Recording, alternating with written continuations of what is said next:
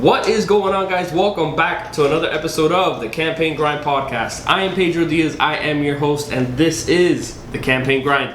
We are here once again with my co-host, or I'm his co-host, Mr. Rey Valdes. What's going on, man? Good to see you. Likewise. Good to be here again. Thank you. We actually got a pretty neat episode lined up for you guys today, but before we get started, how I start every single podcast. This podcast is for everybody. We do not discriminate. If you find any value whatsoever, the only thing I ask is that you please share this podcast with your friends or families. Whether you're an entrepreneur, you're a politician, you're a candidate, you are a whatever it is you are, this podcast is for you. I guarantee you're going to find some useful information here. We do not charge a thing for the podcast, so that's why I ask that you please share it if you find any value.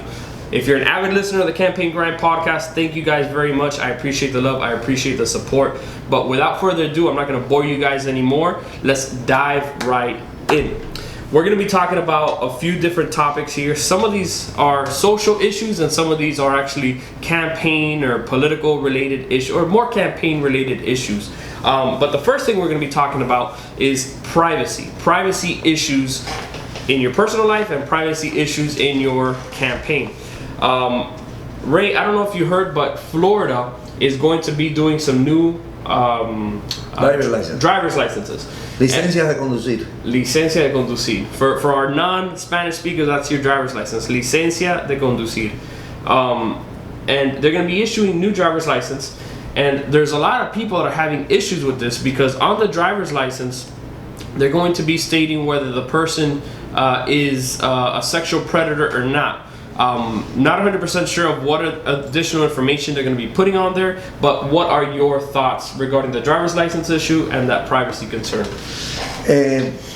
From my personal opinion, I would say I am in total agreement with that. And the reason is that if you do a search county-wide or statewide and so on, then you can find out, on the internet, the sexual predators that are in your area or that live in your neighborhood. Yeah. But if you don't do that, that's the only specific way that you can go and reach into the records. But to me, that if it is on the driver's license, that is something that is going to be driver's license used as an identification. Besides the fact that it's your privilege to drive in Florida, right? But also is used for identification for many things. If you go to rent in a place, for example, you have to keep certain distance as a sexual predator, or, you have to keep certain distance from schools where you live, and so on and so forth. If you go to rent and you have to present an identification with a picture or for any other legal purpose, in there it's going to state that you are a predator and you should not be living within 100, 200, 300, 400 feet from a school. Yeah. And that kind of thing. I've had that case. You're a sexual predator? No, I've had that case in my days as a landlord, where I have had neighbors come to me and brought me a list of predators residing in the area. Actually, coincidentally, this was in Fort Lauderdale.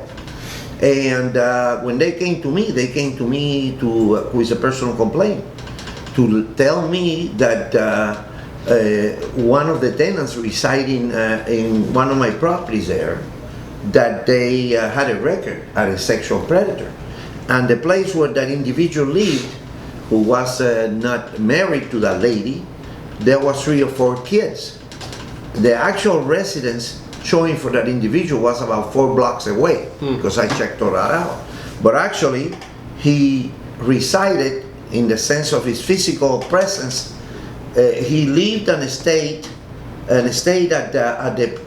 my property there, and the neighbors were very concerned because they have found his picture in the search that they had done. And that was also like about maybe 300 feet from a very important school in Fort Lauderdale. So you are in favor of the driver's license? Anything that is, to me, anything that is related to something that is illegal or that your conduct has not been proper and so on should be disclosed for the welfare, the safety of all those who come into contact with that individual. What to expect if you're a bank robber? I gotta be worried about if you bank at the same bank where I do. That's true.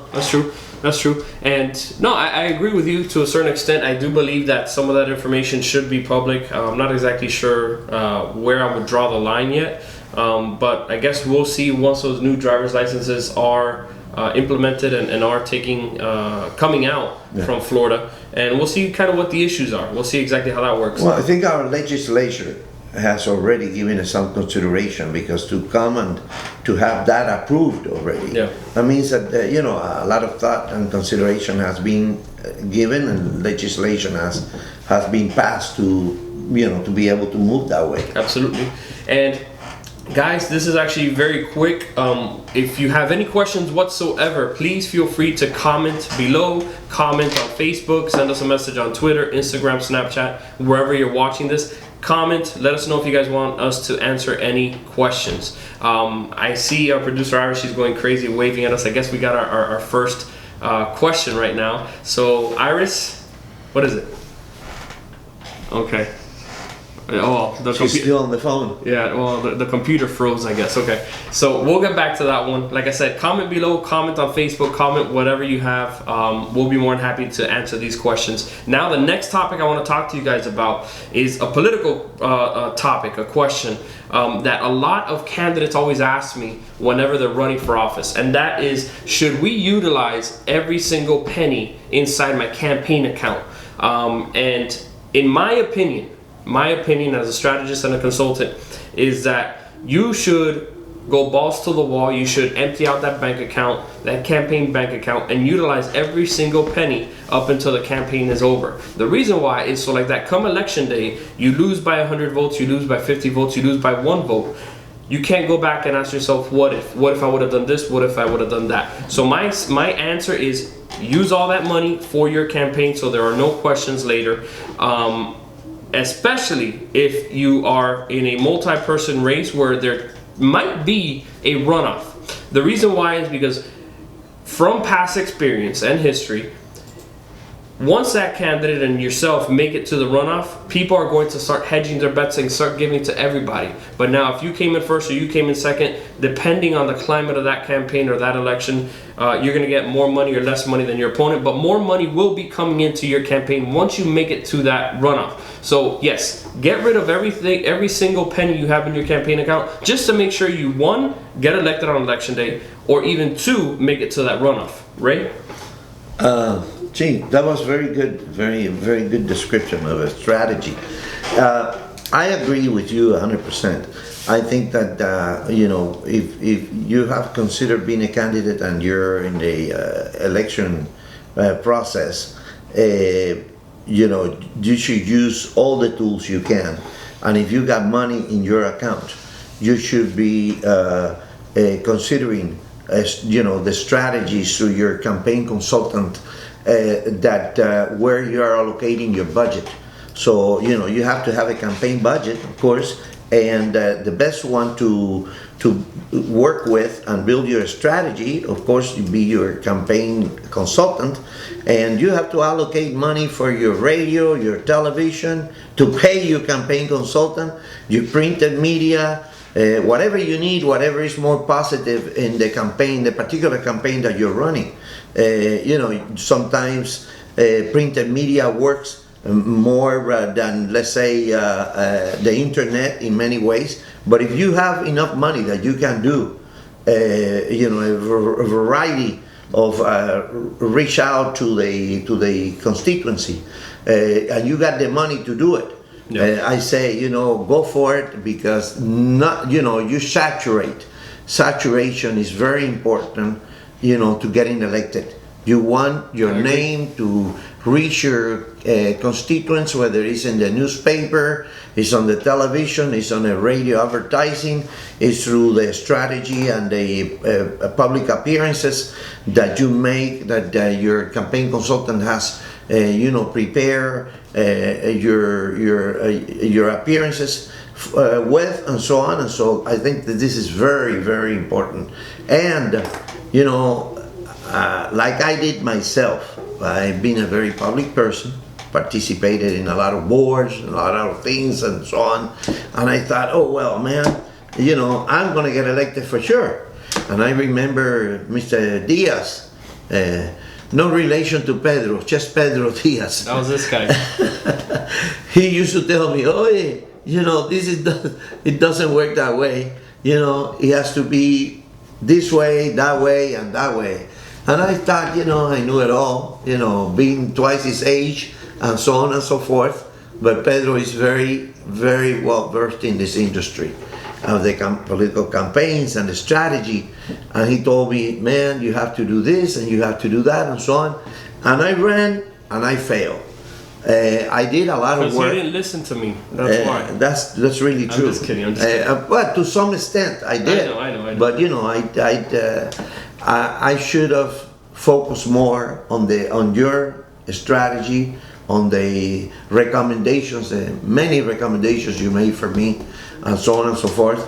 And I think that that's very important, that you really do understand not just the campaign, but what it takes to get elected. Because you want to be your campaign to be successful. And one thing is that you run for public office, and another thing is that you get elected. And I think that's where the campaign consultant, comes in and really can focus, besides your being emotional and that you're well-intended and that you have been, like myself, a very active advocate, activist in the communities for the last 20 years and so on and so forth, doesn't work. Yep. You have to have a budget, you have to have a campaign consultant, you have to really allocate the necessary funds to the different things in your campaign. Absolutely. So that your campaign is successful and and the success is you're getting elected.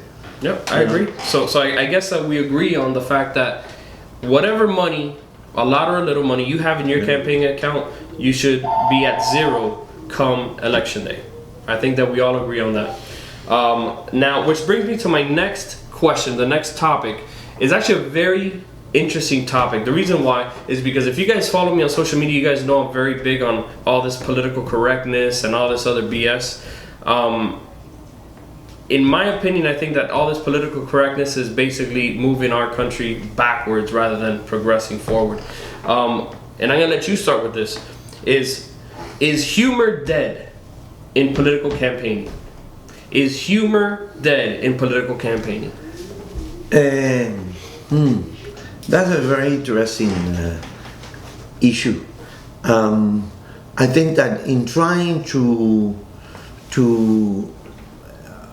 protect or defend everybody's civil rights and so on, and and freedom of speech and everything else, actually we are retrogressing, because I think that we are limiting the individual's right to express himself. I believe that it's not ill-intended when somebody makes a joke, which we always have through history. Everyone always, makes a joke, whether it is a simple word or characterizing an individual and so on. But that not necessarily is ill-intended. That not necessarily is racist, and today it depends. It's we are so much into intimidation and into aggressiveness and violence, so a lot of people don't say what they feel really, and they suppress their opinion because they are intimidated. They are afraid to say anything, whether they are a public person or they are a media person or whatever, because everything that you say, it seems that it's going through some sort of filter, that you have to say or not what you think, not make a joke, not not say something that it was the best of of intentions, not ill-intended, or or to discriminate or anything like that. A lot of people of all races, of all colors, of all national countries or whichever, they have comments, they make jokes, they say, because a lot of times it's traits of that particular national group or that particular race and so on. They all have particular traits, I remember I lived in California for a long time, and I remember people say, come on, you're the mañana guy. Because, in Spanish we have sort of a reputation where we want to postpone things. I'll do it tomorrow. It'll be mañana. So they used to call me mañana guy, and so on. And that was not ill-intended. Yeah. When they have I think they had what was it? A little animation, a Taco Bell or something, a little mouse or something used to talk the Frito Bandito or something, and they came after that because that was discriminating, because it was a Frito Bandito. Yeah. What racist is that? What we want to be so politically correct that we are intimidating, we are threatening free speech. Yeah.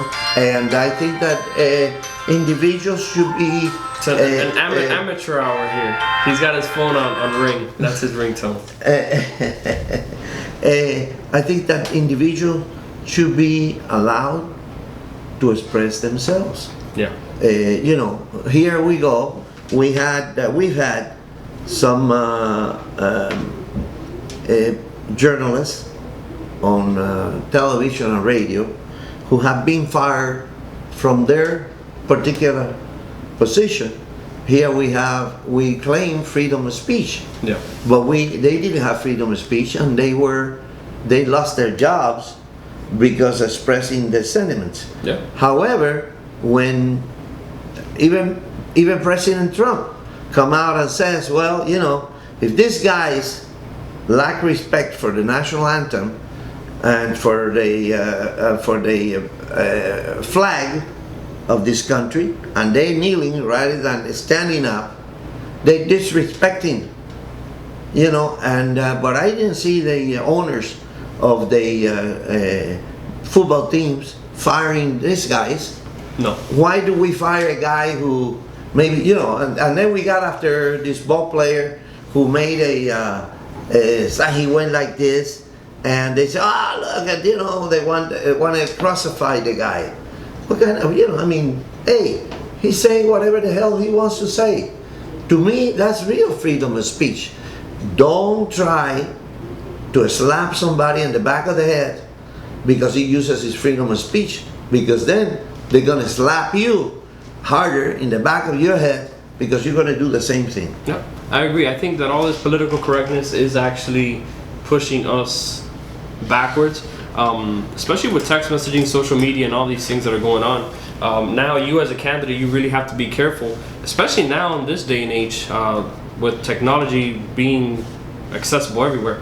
You got to be careful. Once you text your spouse, Pedro, I don't want people to be careful. I want people to be themselves. I want to know how you think, how you talk, what you do before I vote for you. I agree. So when all these things are going on, I really don't know, how these people feel. I don't know, See, I don't see a relationship between a person or a public person or a media person on television making a comment and losing his job. Then we got to make a law to everyone to lose their jobs too. Why do we say, oh no, this is not, but that guy... I'm with you, Ray. I'm with you. I think that people should be open, you shouldn't really give a shit, to be honest. And I'm sorry, guys and girls, for the language, but you really shouldn't give a shit about what other people think, as long as it makes you happy. Whether you're gay, you're into men, you're into women, you're straight, whatever the case is, that's fine. And I really don't think that you should hold back on anything just because public shaming or anything like that. I honestly believe that whatever you feel you should be doing, you should do it. But on the flip side to that, I believe that you do have to be careful once you are a candidate, once you are running for public office. The reason why is because people will scrutinize you. People will basically take everything out of context. Like, for instance, I'm a married man. Maybe before I was married, everybody had boyfriends and girlfriends at the time when they're in middle school and high school. If we would have had little emojis and the text messaging how we have it now, I think that all hell would have broken loose, because there's times that you put like a little winky face emoji, or you put a little devil thing emoji, or you put a little heart emoji, or one with a kiss, and people actually take that out of context because not every person is the same. So you may mean it in a caring way, but the other person may think that, okay, he's harassing me or she's harassing me, or she wants something more than just a text message. So you do have to be careful once you're running for office. I do not agree with it. I think that you should be you and screw what everybody else says. But the reality is that you always have to be covering or looking out for yourself when you're running for public office, because you will be scrutinized for whatever and everything you do. I agree with you. We have a tradition of respect for our candidates or our elected officials and so on, because we hold them in a higher standard than general public. Let's say. But I disagree with that. And so I think that knowing who that person really is really going to compensate a lot for what they lie about or what they don't tell the constituency, and then they won't tell the constituency what they want to hear, and that's part of that too. And then when they take the seat over there, the last thing they do is represent you as a constituent, so it's very important that you check your candidates, that you know what they think, how they relate to, how they really think, not exactly. how they portray themselves to think. The reason why is because when I represent clients, we always tell them, be you. A lot of these first-time candidates, they want to, put on a suit and a tie. They want to, basically spruce themselves up in their image. But what I tell clients, especially in this day and age and moving forward, exactly, that's why you don't have a tie on today. I tell them that people want to vote for somebody that they can relate to. People want to vote for somebody, that they could go out and grab a beer with. In my opinion, in my experience, that voters feel intimidated when a candidate goes and knocks on their door with a suit and a tie. The reason why is because you're knocking on their door, they just got home from work, and they're in their shorts or in their shirts, they're in comfortable clothing, and you're here looking as if you're an FBI agent or a CIA agent or something, and you're intimidating them. So whenever I have my candidates take photos or canvas or anything like that, I have them do it, jeans or a polo or long sleeve shirts with sleeves rolled up, something more human-like, something more appealing, something that will say, listen, you could grab a beer with me and we could talk garbage back and forth. So that is the type of image that, if you're running for office, in my opinion, as a consultant and a strategist, that is something that you guys should be. This is the card that you made for me. Exactly. With that shirt, and you said, roll up your sleeves. This is, and that was a long time ago, but that's my opinion, and we've had great success with it. So guys, that's something that you guys can definitely utilize for your campaign. Now, Ray, this is actually the last question. This is the last topic we're going to be talking about. But before we get into it, I want to let you guys know, as always, this episode is brought to you by Global Compass Real Estate. For all of your real estate needs, if you guys have any questions whatsoever, the phone number is 786-326-8885. Global Compass Real Estate. Check them out on Facebook. Check out their website, Global Compass Real Estate. Give them a call, 786-326-8885. This topic we're going to be talking about is, who's the boss? Who's your daddy? Just kidding, not your daddy. Who's the boss? We did want to call it Who's Your Daddy, but for all this political correctness BS, we had to kind of change it and say Who's the Boss, but it was originally titled Who's Your Daddy? And the reason we're talking about this is because first-time candidates, or even incumbent candidates that we represent, and I'm not going to say any names, you guys know who you are, I still love you guys, think that they know it all. Okay? They think that they know it all. They don't want to take any advice, and they say, I'm the elected official, or I am the candidate. You know, you are just my consultant, or you're just my campaign manager. But before I ask you for your opinion, I want to let you guys know, once again, I say this in a lot of my episodes, you got to figure out and remember that there is a difference between a campaign manager and your campaign consultant or your strategist. Your campaign manager, you got to think of him or her as your office manager. And I'm not belittling any campaign managers. I'm not degrading them. I'm not doing any of that of the sort. I am just saying the campaign manager's role is completely different. It is not the same role as a campaign consultant or a strategist, which basically strategizes an entire campaign or does a timeline or a budget or anything like that. The campaign manager, on the other hand, what they do is basically make sure that everything gets done in the day-to-day operation of a campaign. So this brings me to this question, because we get asked this all the time. Or not asked this, but you know, we usually butt heads with a lot of our clients regarding this issue. Like I said before, the clients think that they know better, the candidate knows better, or the incumbent knows better than the consultant or the strategist. So in your opinion, Ray, who do you believe should have the final say in any campaign? My wife. I agree. No, I agree. I'm just kidding. I thought I'd throw that because That's a good one. Because we had lunch with your wife We today. did have lunch with my and wife. that was very nice. And I thought I'd throw that out. Yeah. She makes a final decision. Exactly. And you know, my wife's name is America, so America. I said, you know, when they're going to do some search, they're going to look at all of America. Yeah. You know, so Not just North or South America. It's going to be America. They're looking for yeah. you. So my boss is America. I got you. And I'm not running for president, of course. But that's a very interesting question. You know, the reason, you know, you're a candidate, and the reason you have, candidates are very emotional, and we all think that we're going to get elected because, you know, of what we spoke about before. Yeah. Personality traits, friendships, this, that, all your service in the community as an activist, an advocate, everything else. And that really is a very small portion as I relate to that now from a different point of view, having been a candidate before. And what I think is that all of that has to be balanced with you having a good campaign consultant, you know, because a campaign consultant, so you know, the manager is going to look at the treasury, is going to look at you know, your appearances, whatever, etc., you know, and everything that does with your day-to-day operation. Your consultant is going to be your strategist, and that's very important, you know, that you have a good strategy of how you're going to be successful with your campaign in getting elected.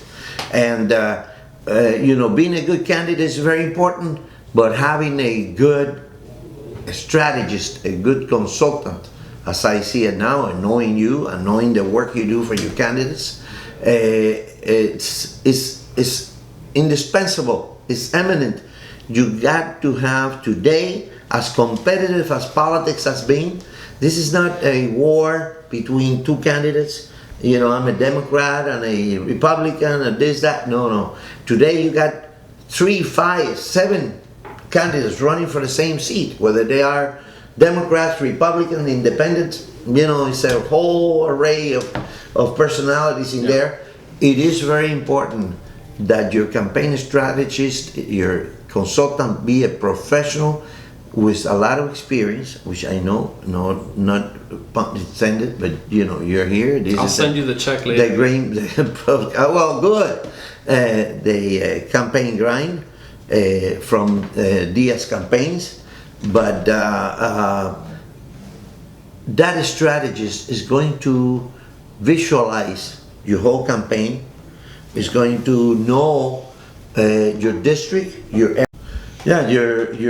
campaign consultant, your campaign strategist is probably the most important person in your campaign. To me, I mean, I couldn't recommend enough.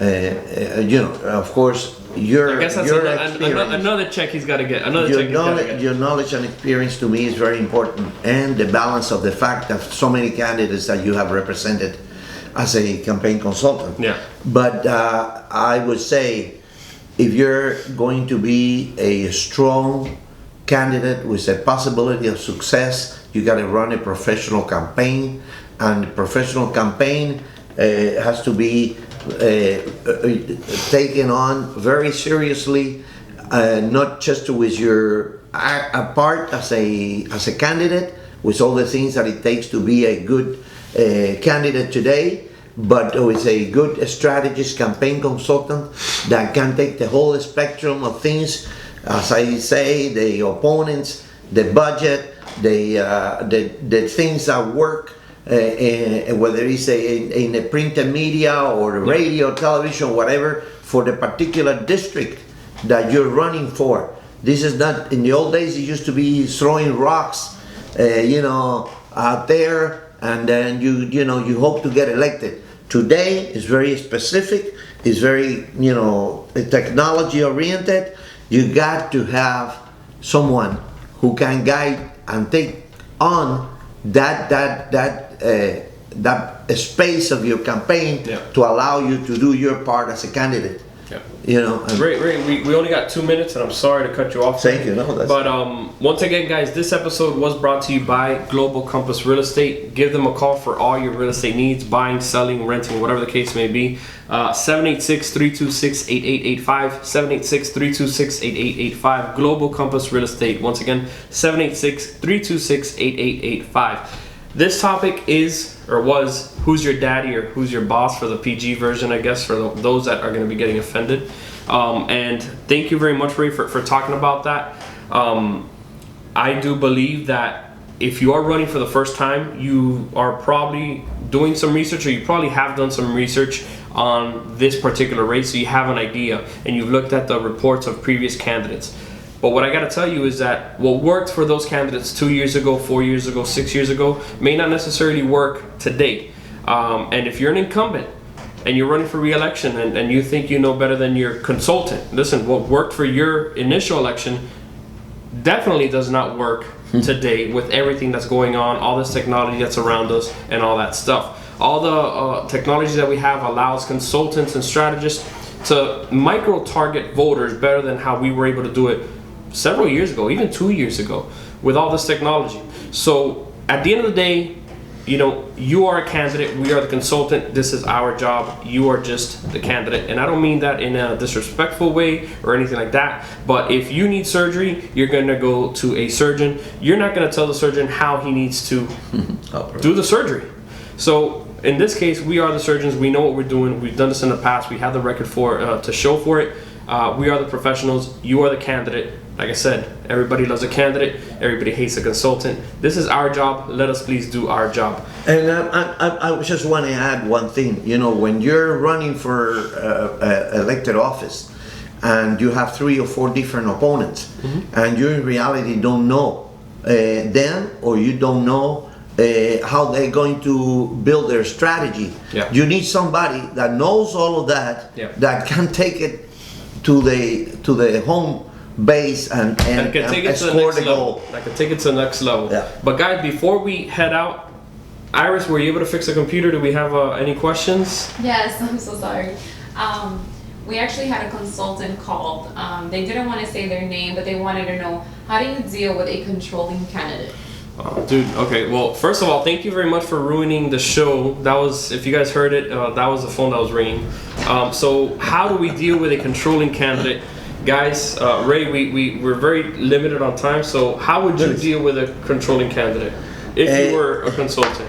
Oh, I don't want that job. It's too difficult to deal with difficult people, especially candidates. Candidates think they know it all, and they're gonna get elected no matter what. This is coming from a previous candidate. Right? And I've been involved in many campaigns from the point of volunteering with my friends who have been running for office and so on and so forth. But that's a whole different perspective. It is. It takes a lot of different corners that you have to shape up, that you have to organize, that you have to, and I know that you're not going to be successful, I would say 90% of the time, unless you have somebody who can structure your campaign and really do a professional organization out of your campaign. Yeah. You've been emotional, you've been a community individual, all that is very good. But that doesn't get you elected. That doesn't get you elected. No. So to answer your question, Mr. or Mrs. Consultant, how do you deal with a controlling candidate? It's just how I said before we got to the question. You know, if you need surgery, you're going to go to the surgeon. You're not going to have the surgeon. You're not going to tell the surgeon how to do surgery on you. You know, that's what you're going to that professional for, and that's something that you need to sit down with your client and explain it to him or her. Listen, you are the professional when it comes to political campaigns. You've done this before. You have the record to prove for it. So if after all of that the client still does not agree with you or still is giving you some pushback, you know. As you're talking, I'm remembering knowing some of the candidates that you've handled. I won't name. Don't say the names. Don't say the names. But I know 2 or 3 of them that have been very difficult controlling candidates. As a matter of fact, a couple of them have been my personal friends. Yeah. And they talked to me and said, "Oh, you know, Pedro, he this and that." They got elected. They were surprised. Actually, they had a smashing campaign. And that was all due to you. And they learned that after they got elected, to the fact that if you hadn't taken them, they didn't like the signs you have made for them, and they were very unique. They were actually amongst half a dozen signs that were in those fences and walls. I remember I used to say, boy, your sign is the best one. Stands out. I said, well, and I wanted Pedro to change it. I've been told that at 3 o'clock in the morning, hanging signs on the street by this one particular candidate. And she'll remember if she watches this. But you know, she does watch, so you know who you are. She's been in office 3 years now. They've got another 3 years. But you know, and some people like that say, oh, you know, Pedro, he wants me to do everything his way. I'm not going to work with him. I said, listen, calm down. Quiet down, you know, follow Pedro's advice, work here, do your part, and let Pedro do his part. And I remember meeting with, we had one of those candidates, we had a lunch at Chipotle over in Coral Gables. You know, and I remember this, and I was remembering about what you're talking about right now. But she wouldn't have gotten elected if he wasn't, because that's a strategy. No. She did her job. Never. You did your job. You busted your butt. You know who you are. I love you.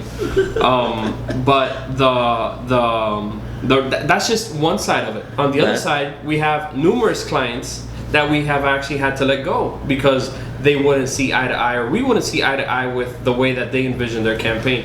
So after you sit down with your controlling client or candidate, you would really need to determine whether it's worth it for you to proceed with that candidate, or if it's better to just cut your losses and go separate ways.